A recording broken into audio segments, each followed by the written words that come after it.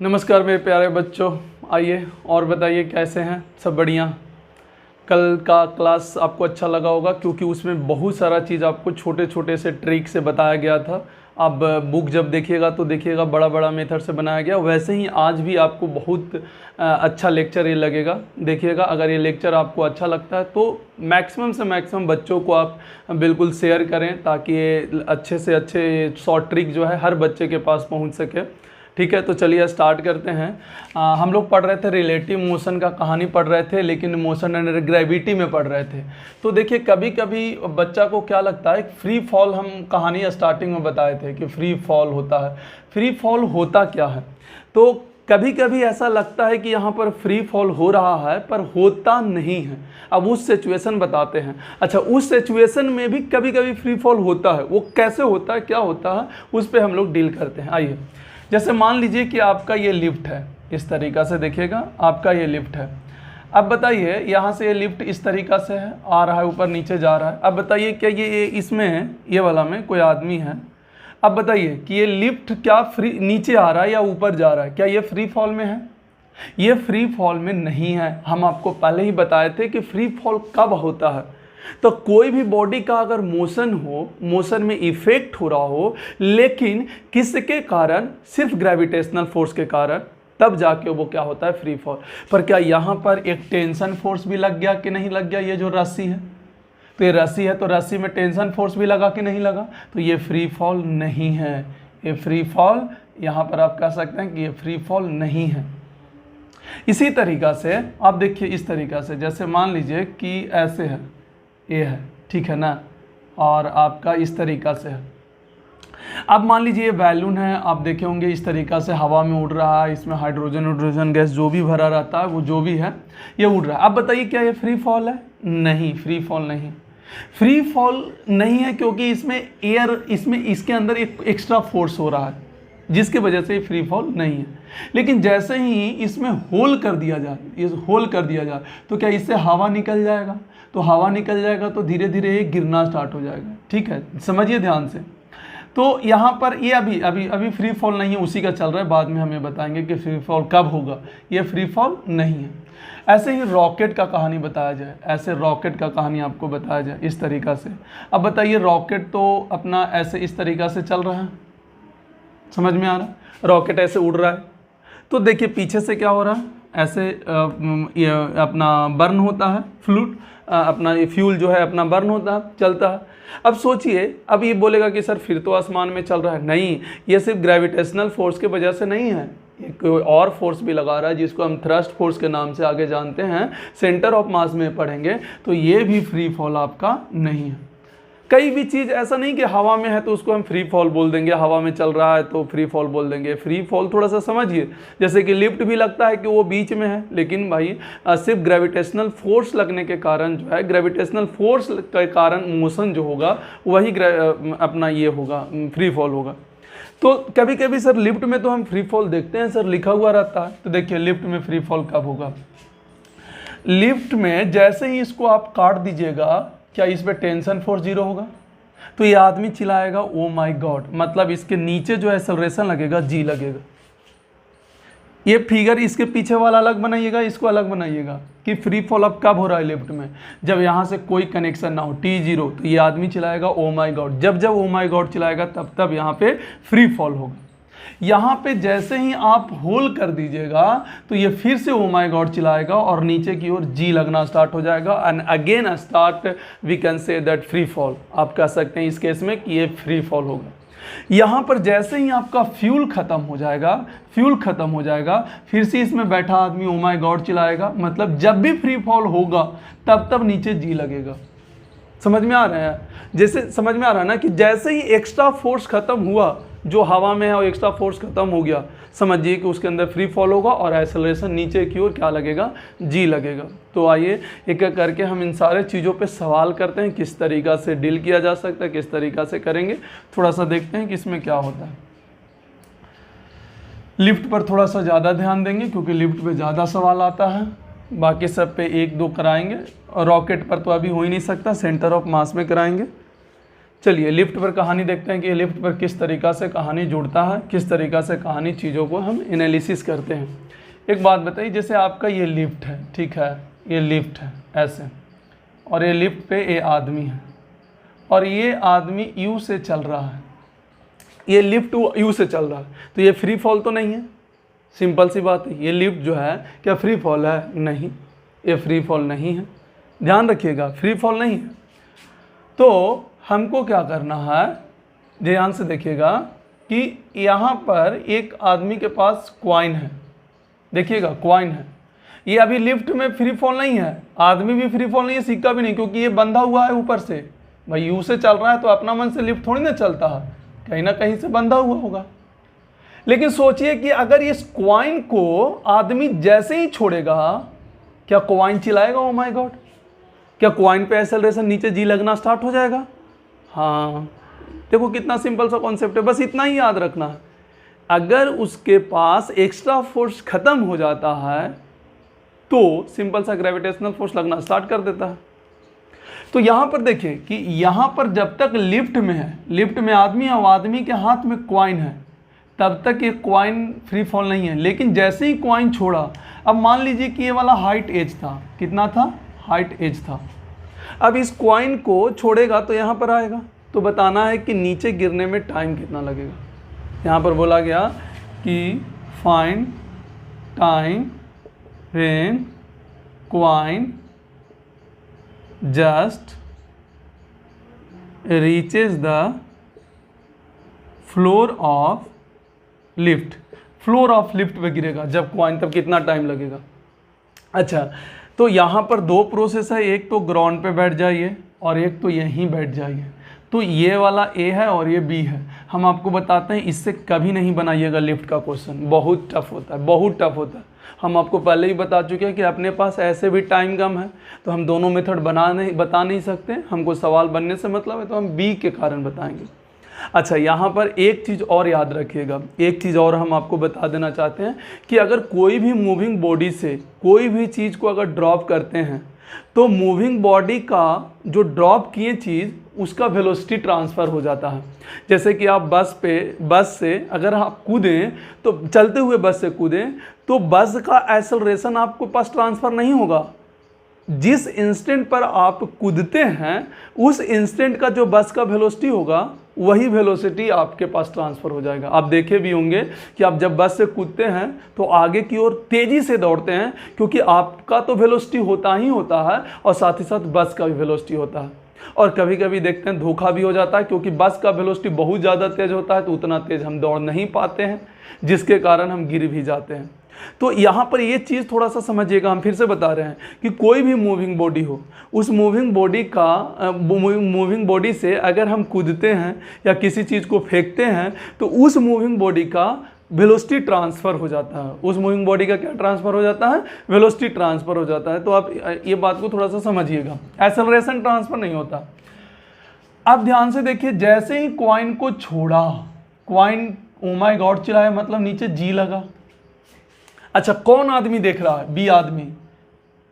अच्छा, तो बी के पास क्या वेलोसिटी कितना है? यू। बी के पास वेलोसिटी कितना है? यू है कि नहीं है? ठीक है। अच्छा, जैसे ही छोड़ा, क्या इसका वेलोसिटी इस पे ट्रांसफ़र हो जाएगा? क्योंकि मूविंग बॉडी है और ये छोड़ रहा है, तो मूविंग बॉडी में जैसे ही छोड़ेगा तो इसका जो वेलोसिटी होगा वो कॉइन में चला जाएगा। तो इसका वेलोसिटी कितना है? यू। तो कॉइन का भी वेलोसिटी कितना होगा? यू होगा। पर हम किसके रिस्पेक्ट में कर रहे हैं? बी के रिस्पेक्ट में। तो बी का वेलोसिटी कितना है? यू। तो बी के रिस्पेक्ट में करिएगा तो ये उल्टा यू करके देना होगा। तो उल्टा जब यू करिएगा तो यू और यू कैंसिल हो गया ना, तो आपको कितना डिस्टेंस कवर करना है? एच है ना। देखिए, तो एच है और यहाँ का वेलोसिटी 0 हो गया। तो यहाँ पर सीधा सीधी जब अंदर बैठिएगा तो ये सीधा सीधी ऐसा लगेगा कि एच हाइट से गिर रहा है। अंदर बैठिएगा तब। अब देखिए, हम भी लिफ्ट में बैठे हैं, एक और बैठा, तो हमारे लिए तो वो छोड़ेगा तो ऐसे ही नहीं लगेगा कि एच हाइट नीचे गिरा है।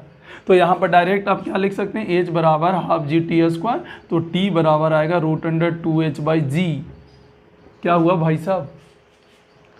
उड़ गया क्या? देखो ध्यान से, कितना शॉर्ट ट्रिक है, बहुत इजी बना सकते हैं। आप देख सकते हैं इसका कैलकुलेशन कितना, थोड़ा सा इसमें तो थोड़ा सा आसान भी हो जाएगा कैलकुलेशन, पर उसके कंपैरिजन में ये वाला और आसान है। जनरल मेथड के कंपैरिजन में सिंपल सा हम अंदर वाले बैठे आदमी के अनुसार कर लेंगे।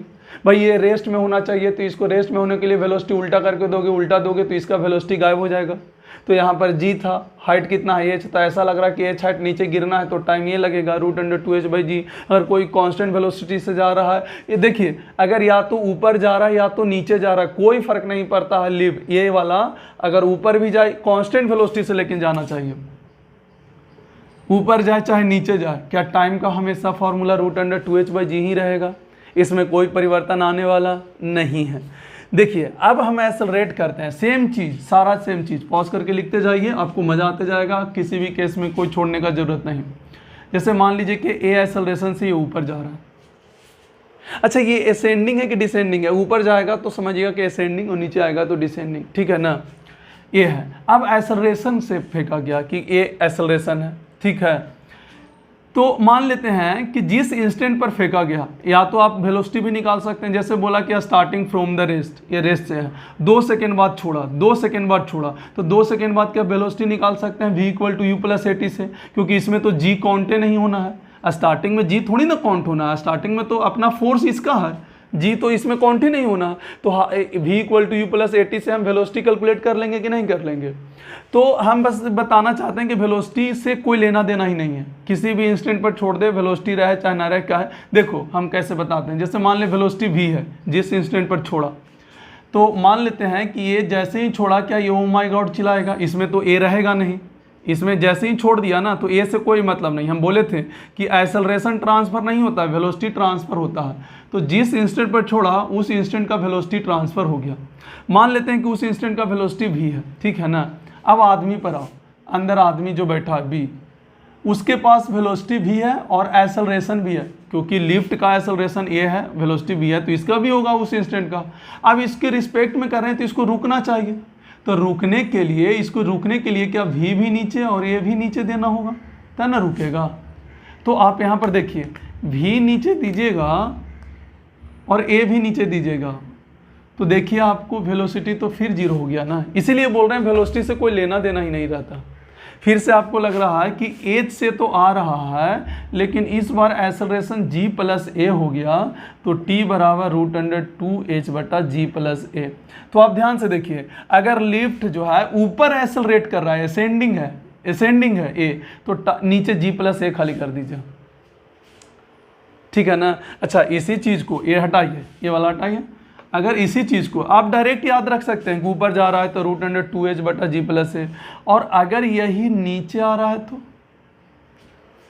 अगर यही वाला चीज़ अगर नीचे आ रहा है तो नीचे आ रहा है तो फिर से जब वो कहानी करिएगा ना, उस इंस्टेंट पर मान लीजिए वेलोसिटी जो भी रहा होगा, जैसे भी रहा होगा, तो यहाँ पर जब करिएगा ना वो सारा कहानी, तो 2h/g- आ जाएगा। तो हमको ये पूरा कैलकुलेशन से नहीं मतलब है कि कैसे हो रहा है, हमको मतलब ये है क्योंकि लिफ्ट में 3 ही क्वेश्चन तो जनरेट हो सकता है, या तो कांस्टेंट वेलोसिटी से, या तो एक्सेलरेट कर रहा हो ऊपर, या तो नीचे की ओर। अच्छा हो सकता है कि ए जो है ऐसा नहीं कि रिटार्ड बोल सकते हैं, हो सकता है कि एक्सेलरेशन और वेलोसिटी दोनों नीचे हो तो वेलोसिटी बढ़ रहा होगा, जाते वक्त भी रिटार्ड हो सकता है, आते वक्त भी रिटार्ड हो सकता है। तो आप असेंडिंग डिसेंडिंग बोल सकते हैं, या फिर ऐसे बोल लीजिए कि एक्सेलरेशन ऊपर है तो यहाँ पर g+ है, और एक्सेलरेशन नीचे है तो यहाँ पर g- है, सिंपल सा। तो कांस्टेंट है तो a तो रहेगा ही नहीं, सिर्फ g, a से ऊपर जा रहा है तो प्लस है और a से नीचे आ रहा है तो माइनस है। देखिए लिफ्ट का क्वेश्चन समाप्त हो गया। आपको फुल डिटेल से कोई मतलब ही नहीं है, क्या मतलब है अभी बाद में देखेंगे जब हम लोग ज़्यादा गहराई में जाएंगे। अभी हमको सवाल बनने से मतलब है, टाइम भी कम है, सवाल भी देखिए, ये वाला एक 1 लाइन सॉल्यूशन होगा, डायरेक्ट याद रखेंगे तो 1 लाइन सॉल्यूशन होगा। तो देखिए लिफ्ट का सवाल आपका ख़त्म हो गया। जैसे एससी वर्मा में ये सब मिल जाएगा, अच्छा बुक में मिल जाएगा ये सब लिफ्ट का क्वेश्चन। ये थोड़ा सा टफ कैटेगरी में आता है, हम जो बता दिए वो बहुत आसानी से बता दिए, पर आप इसको जब बुक जनरल बुक में आप पढ़िएगा, अच्छा लेवल के बुक में भी पढ़िएगा, फिर भी आपको देखिएगा इसका कैलकुलेशन कितना टफ होता है, ठीक है ना। आइए देखते हैं। जैसे मान लीजिए कि आपका ये लिफ्ट है ऐसे, और ये आपका आदमी है ऐसे, ये आपका ये क्वाइन है, और ये वाला जो हाइट है वो मान लीजिए कि 6 मीटर का है, और ये ऊपर जा रहा है मान लीजिए 8 मीटर पर सेकेंड स्क्वायर से। तो बताइए यहाँ से यहाँ गिरने का टाइम कितना होगा।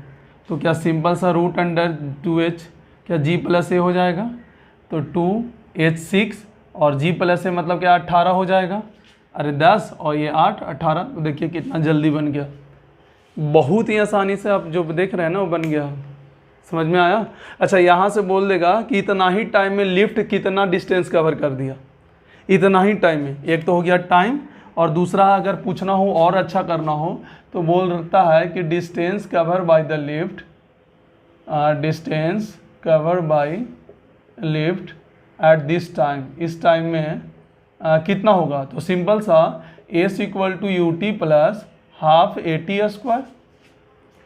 अब देखेंगे कि किस इंस्टेंट पर छूटा था, तो उस इंस्टेंट का वेलोसिटी होगा तो वेलोसिटी लिखेंगे, और अगर स्टार्टिंग फ्रॉम रेस्ट बोला होगा तो यू 0, हाफ ए का वैल्यू इसमें जी नहीं आएगा, 8 आएगा, क्योंकि लिफ्ट जो है वो अपना एक्सेलरेशन से चल रहा है 8 मीटर पर सेकेंड स्क्वायर से।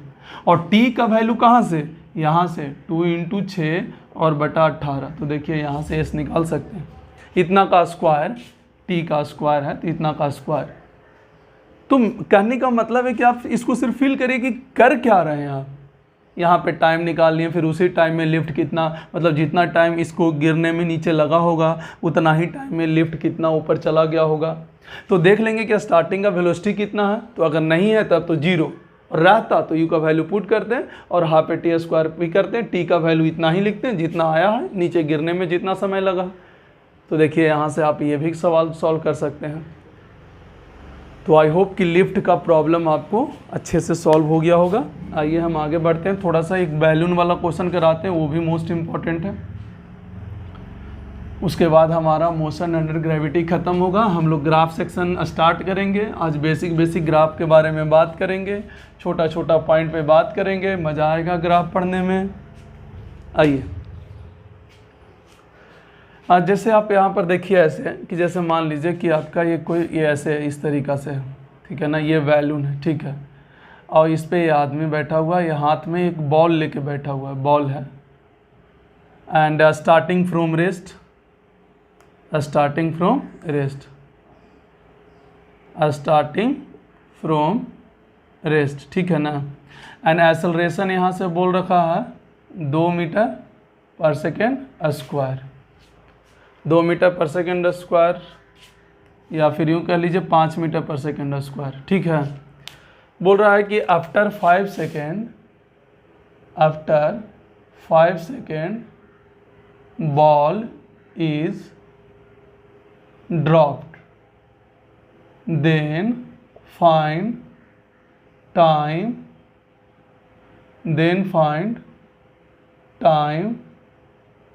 Taken by ball to reach the ground.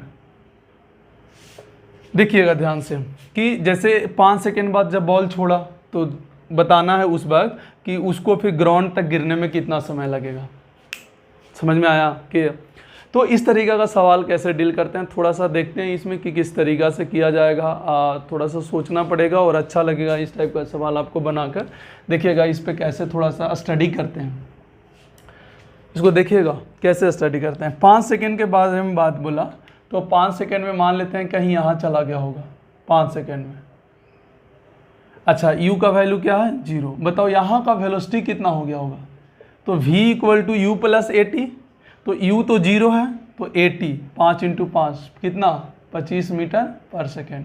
अच्छा, ये हाइट कितना होगा, हाइट ये वाला ध्यान से देखो, ये हाइट कितना होगा। तो क्या u T plus half A T square करते हैं, तो यहाँ से हाइट होगा half A T square, half a कितना है 5 और टी स्क्वायर कितना है 5 का स्क्वायर, 125/2, 125/2। देखिए तो ये वाला हाइट इतना कवर हो गया। अब एक बात बताइए, ध्यान से देखिएगा, यहाँ पे ऊपर नहीं दिखेगा, हम नीचे आके लिखते हैं, ध्यान से देखिएगा। यहाँ पे इसको नीचे हम बता रहे हैं, यहाँ था फिर यहाँ चला गया 5 सेकेंड में। यहाँ का वेलोसिटी कितना है 25 मीटर पर सेकेंड है। यहाँ का वेलोसिटी कितना है 25 मीटर, 80 से 25 मीटर पर सेकेंड। अब इस केस में जब बॉल को आप छोड़ते हैं तो हम आपको बताएं, जैसे ही बॉल को आप छोड़िएगा क्या इस एक्सेलरेशन से नाता टूट जाएगा, मतलब ये ओ माय गॉड चिल्लाएगा, मतलब ये फ्री फॉल होगा। ध्यान से देखिए, जैसे ही आप यहाँ से 5 सेकेंड बाद बॉल को छोड़ते हैं, बॉल को छोड़ना क्या आपसे रिलेशन टूट गया इस एक्सेलरेशन से? अच्छा, अभी थोड़ा देर पहले बताए थे कि कोई भी मूविंग बॉडी से आकर कोई भी चीज़ को आप छोड़ते हैं तो क्या इस इंस्टेंट का क्या इसका वेलोसिटी ट्रांसफ़र हो जाता है 25 मीटर पर सेकेंड? हाँ ना बोलिए। देखिए 25 मीटर पर सेकेंड, ये 25 मीटर पर सेकेंड है। तो जैसे ही यहाँ से आप छोड़िएगा क्या इसका वेलोसिटी इस पर ट्रांसफ़र हो जाएगा कि नहीं? अब देख लीजिए ये वाला हाइट है, तो ध्यान से देखिए पार्टिकल के पास वेलोसिटी भी है, एक्सेलरेशन भी है। अब पार्टिकल के तो चलेगा किधर? तो वेलोसिटी के डायरेक्शन में, क्योंकि रिटार्ड हो रहा है तो कहीं ना कहीं तो जाकर रुकेगा और उसके बाद फिर एक्सेलरेशन के डायरेक्शन में आएगा जी, और उसके बाद वो नीचे आएगा। ये बात समझ में आ गया होगा, और नहीं आ गया हो तो वापस फिर से समझिए इस टाइप को ऐसे कर कर। तो ये क्या आपको ऐसा लग रहा है कि एच हाइट के टावर से किसी बॉल को v वेलोसिटी से फेंका गया है और वहाँ से यहाँ आ रहा है? तो क्या हम इसका डायरेक्ट फार्मूला आपको रटवाए थे? याद कीजिए क्या रटवाए थे, u plus root under u square plus 2gh और बटा g। याद कीजिए ये रटवाया हुआ है फार्मूला। अब देखिए, अब जिसको ये पता है वो तो डायरेक्ट आंसर लिख देगा, अब जिसको पता नहीं है तो इसको भी, इसके बाद भी टाइम लगेगा बहुत ज़्यादा कैलकुलेट करने में। इसीलिए तो शॉर्ट ट्रिक हम ऑलरेडी पहले से हम डिसाइड कर लेते हैं कि ये होता है। जैसे एच हाइट के टावर से हम किसी बॉल को जब ऊपर फेंकते हैं तो यहाँ से ग्राउंड तक आने का टाइम ऑलरेडी हम लिखा चुके हैं। अब सोचिए कि हमको वेलोसिटी पता है, जी पता है, एच हाइट पता है, और यहाँ पर सिंपल सा क्या करना है, टी निकल जाएगा, यहाँ से कैलकुलेट करके आसानी से हमारा टी कैलकुलेट हो जाएगा। तो देखिए कितना आसानी से हो गया। लेकिन हाँ, ये सब देखिए कितना जगह जगह पे हम लोग को दिमाग लगाना पड़ा, सोच करना पड़ा। पहले हम 5 सेकेंड में वेलोसिटी निकालिए, फिर हाइट निकालें, फिर हमने सोचा कि जब यहाँ से बॉल छोड़ेंगे तो फ्री फॉल होगा, फिर इसका वेलोसिटी ट्रांसफ़र होगा। फिर ऐसा महसूस हुआ कि ये तो ऐसा लग रहा है कि जैसे एच हाइट के टावर से फेंका जा रहा है, तो नीचे आने का टाइम क्या होगा, तो वो टाइम होगा, यहाँ पर वैल्यू पुट कर दीजिए, यू के जगह पर 25, एच के जगह पर 125/2 और जी के जगह पर 10, आपका आंसर आ जाएगा, टाइम आ जाएगा। तो आई होप कि ये सब कहानी आपको क्लियर हो गया होगा, इस ढंग से क्लियर हो गया होगा, और नहीं क्लियर है तो एक बार वापस इस क्वेश्चन को समझिए। तो आपका ये मोशन अंडर ग्रेविटी भी समाप्त हो गया। अब इसका सबका जो है ग्राफिकल पोर्शन बचा हुआ है, तो उसी पे अब हम बात करेंगे कि ग्राफिकल पोर्शन को हम कैसे डील करें। तो भाई साफ़ सुथरा पेज में, 1-2 पेज छोड़ के साफ़ सुथरा पेज में ग्राफ हेडिंग डाल लीजिएगा, ग्राफिकल पोर्शन, ठीक है ना, ग्राफ। तो पहले हम बेसिक बातें तो पहले बता देते हैं। सबसे पहले स्लोप आपको बता चुके हैं कि स्ट्रेट लाइन का स्लोप क्या होता है, एक्स एक्सिस से जो एंगल बनाता है उसका tan थीटा ही स्लोप होता है। स्लोप पॉजिटिव कब होता है, जब थीटा ग्रेटर देन 90 होता है। नेगेटिव कब होगा, जब थीटा लेस देन 90 होगा। और अगर जिनको नहीं ये बात समझ में आ रहा है स्लोप का ज्ञान, यूट्यूब पर बेसिक मैथ डाला हुआ है, आप बेसिक मैथ सर्च कर ग्राफिकल पोर्शन सर्च कर आप वहाँ पे पूरा बेसिक मैथ आप पढ़ सकते हैं, ठीक है। तो जिनको भी यहाँ इसको अच्छे से क्लियर करना हो, आप प्लीज़ यूट्यूब पर जाके ग्राफिकल पोर्शन मतलब बेसिक मैथ आप अच्छे से कर लें ताकि बिल्कुल समझ में आ सके, ठीक है। चलते हैं आगे, आइए ग्राफ्स के बारे में आइए देखते हैं। सबसे पहला मेरे लिए क्या है, एक्स टी ग्राफ है, टी है और एक्स है। तो कोई भी एक्स टी ग्राफ, देखिए हम पहले पूरा लिखा देते हैं, फिर हम बाद में ग्राफिकल को 3 सेक्शन में बांटते हैं।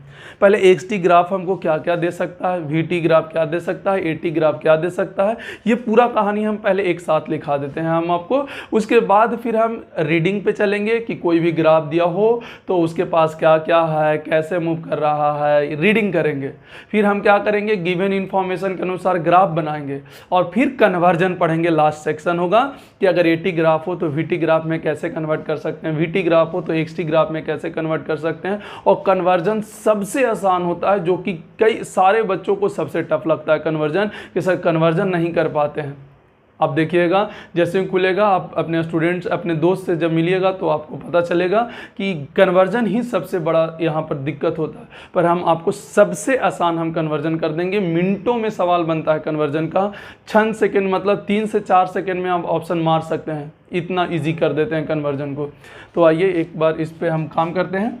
एक्स टी ग्राफ तो सिंपल सा बोला कि सबसे पहला पॉइंट ये किसी भी इंस्टेंट पर पार्टिकल का पोजीशन बता सकता है। अगर एक्स टी ग्राफ दिया हुआ है तो ये पहला क्या बता सकता है, position at any time T, any time T, x T graph में पहला पॉइंट हमको क्या देख सकता है, इट गिव, यहाँ से लिख दीजिए, it gives position at any time T. दूसरा यहाँ से देखिएगा क्या एक्स टी ग्राफ का, याद कीजिए सेकंड का स्लोप, स्लोप ऑफ सेकंड, यहाँ पर याद कीजिएगा slope of second, slope of second क्या देता है हमको, गिव्स, क्या एवरेज वेलोसिटी देता है, एवरेज वेलोसिटी। अच्छा अगर एक्स डिस्टेंस हो तो एवरेज स्पीड देगा, हालांकि डायरेक्शन से इसको कोई लेना देना नहीं है। स्लोप ऑफ सेकंड कहने का मतलब कि अगर मान लीजिए कि ये टी है और ये एक्स है, अब मान लीजिए कि कर्व मेरा ऐसे दिया हुआ है ऐसे, और यहाँ पर ए है और यहाँ पर आपका बी है, ठीक है ना। तो सेकंड का मतलब होता है क्या, यहाँ पर ए है, ऐसे मान लीजिए कोई कर्व है, यहाँ पर ए है, तो किस सेकंड का मतलब होता है कि कर्व के किन्हीं दो बिंदुओं को मिलकर बनता जो लाइन है ना, इसको हम सेकंड कहते हैं। तो सिंपल सा बोला कि इस सेकंड का जब स्लोप निकालिएगा ना तो वही आपको क्या देगा, एवरेज वेलोसिटी, और डायरेक्शन क्या होगा, इनिशियल से फाइनल। ये सेकंड है तो इसका स्लोप कैसे निकालेंगे, एक्स एक्सिस बना के इसका tan थीटा निकाल के, तो एवरेज, यही बोला slope of second gives average velocity.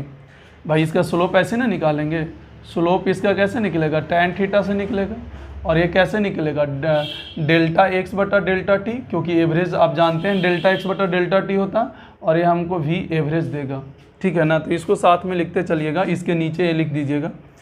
फिर अगर हम बोलें कि स्लोप ऑफ टेंजेंट, अगर स्लोप ऑफ टेंजेंट के बात करें तो गिव्स क्या देता है, इंस्टेंटेनियस, इंस्टेंटेनियस वेलोसिटी देता है। कहने का मतलब कि अगर हमको यहाँ पर निकालना हो तो हम क्या करेंगे, यहाँ पे टेंजेंट ड्रॉ कर देंगे और फिर इसका स्लोप निकालेंगे। तो इसका स्लोप क्या लिखा आता है, क्या tan थीटा बराबर डी एक्स बटा डी टी, क्या ये हमको जो देगा इंस्टेंटेनियस वेलोसिटी दे देगा। देखिए तो यहाँ पर ये बोल सकते हैं कि slope of tangent gives instantaneous velocity. X T graph में अगर हम किसी भी पॉइंट पे टेंजेंट बनाते हैं तो टेंजेंट का अगर हम स्लोप लिखते हैं तो क्या देता है, इंस्टेंटेनियस वेलोसिटी। बस याद रखिएगा कि एक्स टी ग्राफ दिया हुआ है और हम किसी भी पॉइंट पे टेंजेंट बना के उसका स्लोप लिखे हैं तो उस पॉइंट का वेलोसिटी, मतलब उस जगह का वहाँ पर का वेलोसिटी का वैल्यू दे देगा अगर आप टेंजेंट का स्लोप लिखिएगा तो। आगे चलते हैं, यहाँ पे स्लोप सिंपल सा ऐसा लिखा हुआ है कि slope of x T curve, slope of x T curve, x T curve पे स्लोप निकालना है ना। सिंपल सा slope of x T curve क्या देता है, तो डायरेक्ट आप लिख सकते हैं gives velocity. X T curve का अगर कोई स्लोप निकाले हैं, एक्स टी कर्व में स्लोप निकालें तो वो क्या देता है, वेलोसिटी। और हम बता दें इंस्टेंटेनियस वेलोसिटी चाहे वेलोसिटी हो बात बराबर होता है। अगर slope of x T curve दिया हुआ है इसका मतलब टेंजेंट ड्रॉ करके ही दिया हुआ है, टेंजेंट ड्रॉ करके निकालिए तो gives velocity at that point, जिस पॉइंट पे आप टेंजेंट ड्रॉ कीजिएगा, जिस पॉइंट पे आप निकालिएगा तो एट दैट पॉइंट, ठीक है। अच्छा एक और मोस्ट इम्पॉर्टेंट यहाँ पर देखिएगा, एक और मोस्ट इम्पॉर्टेंट ये देता है एक्स टी ग्राफ जो है क्या देता है, नेचर, मतलब साइन, यहाँ पर nature of acceleration, nature of acceleration बोला गया कि अगर एक्स टी कर्व ऐसा हो, ऐसा इस तरह का हो एक्स टी कर्व, और एक्स टी कर्व चाहे ऐसा हो, तो अगर स्माइलिंग फेस है, देखिए स्माइलिंग फेस है तो एक्सेलरेशन ग्रेटर देन जीरो होगा, मतलब पॉजिटिव होगा। और एक्स टी कर्व अगर ऐसा हो तो एक्सेलरेशन लेस देन जीरो होगा। तो आप देख सकते हैं ये डायरेक्ट बता सकते हैं, जैसे यहाँ पर देखिए इस पोर्शन में एक्सेलरेशन पॉजिटिव होगा लेकिन इस पोर्शन में आपका एक्सेलरेशन नेगेटिव होगा, सॉरी इस पोर्शन में एक्सेलरेशन पॉजिटिव होगा लेकिन इस पोर्शन में आपका एक्सेलरेशन नेगेटिव होगा। इस फेस को क्या कहते हैं, स्माइलिंग फेस, ठीक है ना। और इस फेस को कौन सा फेस कहते हैं, क्राइंग फेस कहते हैं। तो आई होप कि ये बात समझ में आ गया होगा कि एक्स टी ग्राफ से, एक्स टी ग्राफ जो क्या क्या देता है। अच्छा area of x T graph कुछ भी नहीं देता, याद रखिएगा एरिया ऑफ एक्स टी जो कर्व होगा गिव्स नथिंग, यहाँ पर कुछ भी नहीं देता है। तो याद रखिएगा area of x T curve कुछ भी नहीं देता। ये जितना भी पॉइंट लिखा रहा है ना सब रट लेना है, सब मोस्ट इंपॉर्टेंट है, क्लियर है ना, सब रट लेना, A to Z रट लेना यहाँ पर डंक से एकदम कि किस तरीका से क्या होगा, ठीक है। आइए बताते हैं।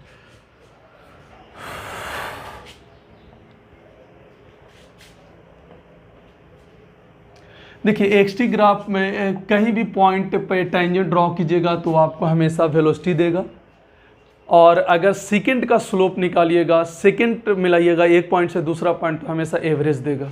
सिंपल सा बात है। उसी तरीक़ा से वीटी ग्राफ चलते हैं। वीटी ग्राफ में क्या क्या देता है, क्या क्या नहीं देता है। यहाँ एक्सटी ग्राफ का एरिया ऑफ एक्सटी ग्राफ कुछ भी नहीं देता था, हम शायद नहीं लिखा है क्या, यहाँ पर लिखना area of x t graph gives nothing, कुछ भी नहीं देता है। फिजिक्स में कुछ नहीं देता है, ऐसे तो एरिया आएगा ही आएगा। वीटी कर्व, कैलकुलस में आपको बहुत सारा चीज़ ये सब पढ़ा चुके हैं। वीटी कर्व, तो मान लेते हैं कि यहाँ पर कुछ इस तरीक़ा से वीटी कर्व होगा, कुछ भी बहुत सारा कर्व दे सकता है। तो पहला पॉइंट इट गिव, यहाँ पर लिख दीजिए it gives velocity at any point, किसी भी point at any time T, किसी भी टी टाइम टी पे डायरेक्ट दे रखा होगा वेलोसिटी। अगर यहाँ पे टाइम तो देख लेंगे कि कितना वेलोसिटी है, तो हर टाइम पे वेलोसिटी दे रखा होगा, सिंपल सा। यहाँ पर अगर हम लिखते हैं कि slope of second, slope of यहाँ second in VT curve, VT curve में तो क्या देगा हमको, क्या एवरेज एक्सेलरेशन देगा, एवरेज एक्सेलरेशन देगा। ऑलरेडी ये सब बता चुके हैं आपको। जब आप यहाँ पढ़ते हैं, कैलकुलस पढ़ते हैं, तो देख लीजिएगा कैलकुलस में एवरेज एक्सेलरेशन का पूरा कहानी निकाला हुआ है कि कैसे एवरेज एक्सेलरेशन आया है। तो हम सिर्फ ये याद रखेंगे कि कोई भी हो, जैसे मान लिया जाए ये टी है और ये भी है और इस तरीक़े से कर्वेचर है, या फिर ऐसे कर्वेचर है, ऐसे, तो ए पॉइंट है और ये बी पॉइंट है, तो यहाँ से यहाँ मिलाइएगा तो ये सेकेंड बना कि नहीं बना, तो इसका स्लोप निकालिएगा कितना, tan थीटा, और ये डेल्टा वी बटा डेल्टा टी देगा। और यही देखिए एवरेज एक्सेलरेशन हो गया, ये ऑलरेडी हम बता चुके हैं, क्योंकि एवरेज एक्सेलरेशन क्या होता है, delta v by delta T. और हम जान गए हैं कि स्लोप ऑफ सेकेंड, इस सेकेंड का स्लोप क्या होता है, tan थीटा होता है। और एवरेज वेलोसिटी क्या होता है, delta v by delta t. देखिए average acceleration delta v by delta t बराबर ये एवरेज।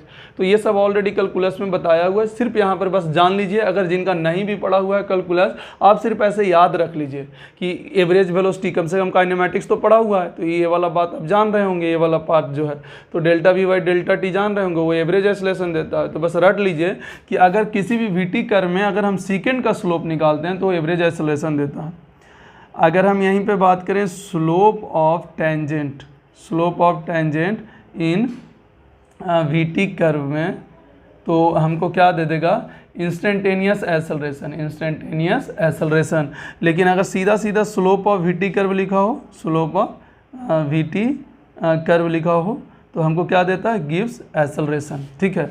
हाँ, इसका एक इम्पॉर्टेंट जरूर है, अगर वीटी कर्व हो तो उसका एरिया भी देता है, एरिया आता है, यहाँ पर लिखा है एरिया ऑफ वीटी कर्व, क्या देगा, gives change in displacement, change in displacement. अच्छा, एरिया लिखने का कैसे तरीका होता है, याद कीजिए, कैलकुलस में बताए थे वी डी टी, T1 से T2 बराबर क्या डेल्टा एक्स आता है। तो बस इसको रट लें ऐसे, और ज़्यादा समझना हो तो कैलकुलस में चल जाएं, क्योंकि ऑलरेडी कैलकुलस में हम बता चुके हैं। तो area of VT curve gives क्या देता है, change in displacement delta x, x2 minus x1। अगर x1 पता हो तो x2 निकाल सकते हैं वीटी का एरिया निकाल कर, और इस पे क्वेश्चन करेंगे। बस खाली एक जगह पर एक साथ में हम पूरा लिखा देना चाहते हैं कि वीटी कर्व क्या देता है, ए टी कर्व क्या देता है, एक्स टी कर्व क्या क्या दे सकता है। एक बार माइंड मेकअप हो जाए, बार बार उस चीज़ को पढ़ना है। बाकी तो बहुत सारा सवाल है, उस पर चर्चा करेंगे ही।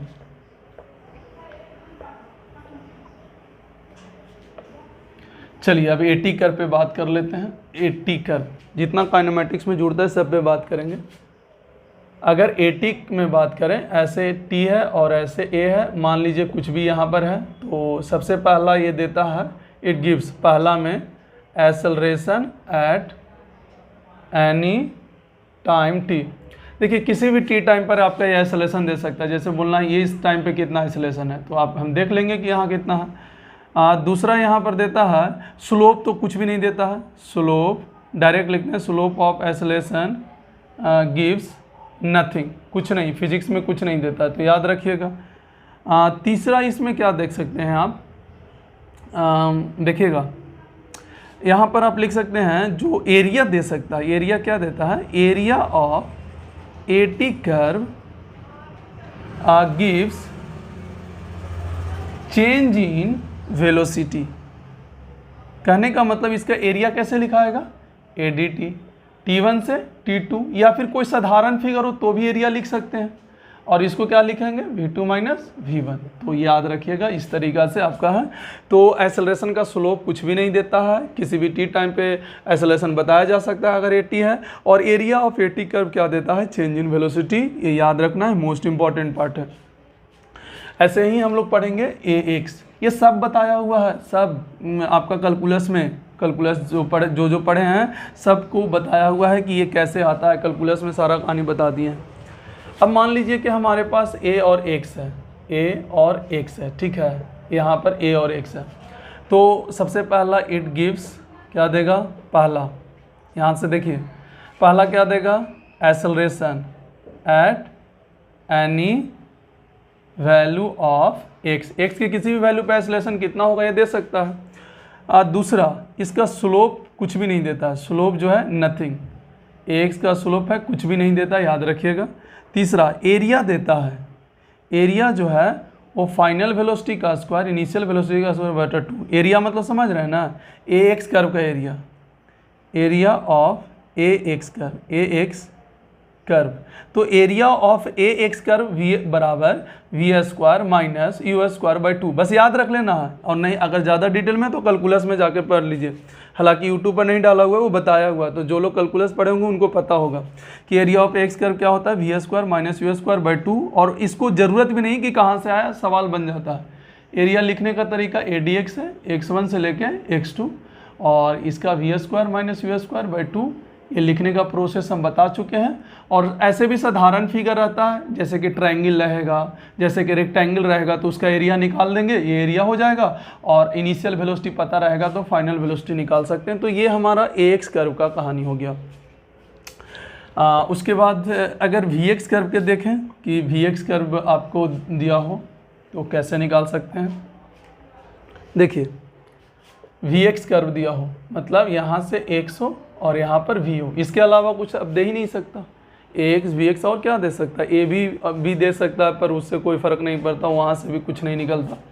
देखिए अगर यहाँ पर दे रखा हो तो सबसे पहला बात, velocity at any value of x, किसी भी x के वैल्यू पर वेलोसिटी निकाल सकते हैं। दूसरा, एरिया इसका कुछ नहीं देता, एरिया फिजिक्स में कुछ नहीं देता, area of vx equal to nothing, लेकिन स्लोप देता है। देखिएगा स्लोप ऑफ, यहाँ देखिएगा एक्सेलरेशन बराबर जिस इंस्टेंट पर एक्सेलरेशन निकालना है, मान लीजिए इस इंस्टेंट पर एक्सेलरेशन निकालना है या फिर इस तरीक़ा से है, मान लीजिए ऐसे, और इस इंस्टेंट पर हमको एक्सेलरेशन निकालना है, vx है x नोट पर, तो इसके करस्पॉन्डिंग कुछ ना कुछ तो वेलोसिटी होगा। और यहाँ पे आप टेंजेंट ड्रॉ करिएगा तो ये थीटा है, तो tan थीटा से क्या dv बटा dx भी निकलेगा।